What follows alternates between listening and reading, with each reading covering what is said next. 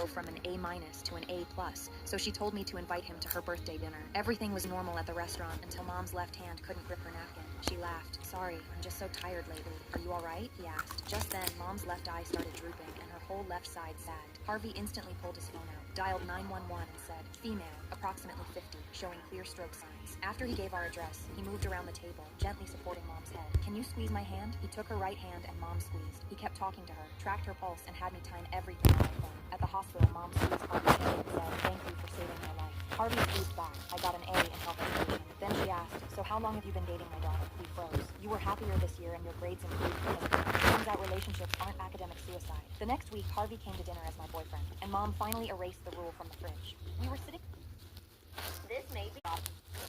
in the living room watching Shark Tank when my daughter looked at me and said, Mommy, I'm gonna be the youngest CEO in the whole neighborhood." The next weekend, she set up a lemonade stand, but instead of mixing regular Country Time lemonade like every other kid, she came up with a bright idea. She spent the morning in our kitchen, mixing what she called gourmet flavors, watermelon mint, strawberry basil, and something she called lavender honey that actually tasted incredible. She printed labels from our home printer and charged 50 cents more per cup than every other kid on the block. Our neighbor, Mrs. Kennedy, was having a yard sale that week. 3-person operation from our front yard. That's when the man in the BMW pulled up. He looked at the stand and said he only had Apple Pay. Mia reached under the table and pulled out her dad's portable card reader. She held it up to him and said, "No problem, sir.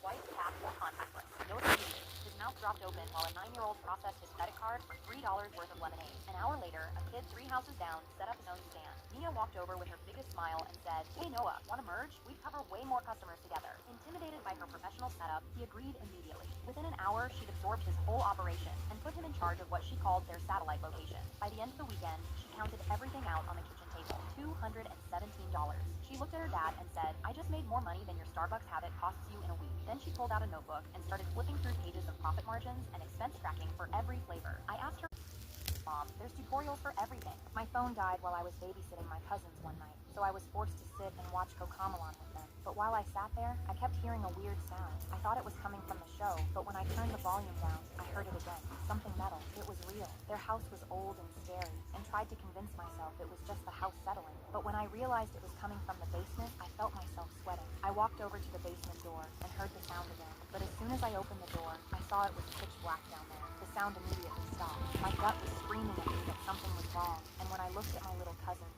I knew I wasn't risking their lives. My phone was still dead, so I picked up their old phone and dialed 911. I told them I was home alone and heard something, but there was no need to rush because it was probably nothing. She told me to lock the door, so I did, and sat back down. But only 4 minutes later, I heard sirens.